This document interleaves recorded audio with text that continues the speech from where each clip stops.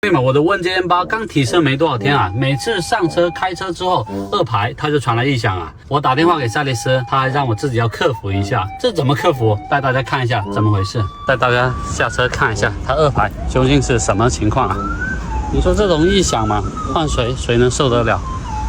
真的是太烦了。你看，每次上车之后，你看，每次上车2排的人就在这里睡觉，呼噜打得贼响了。赛力斯给办法解决一下呗。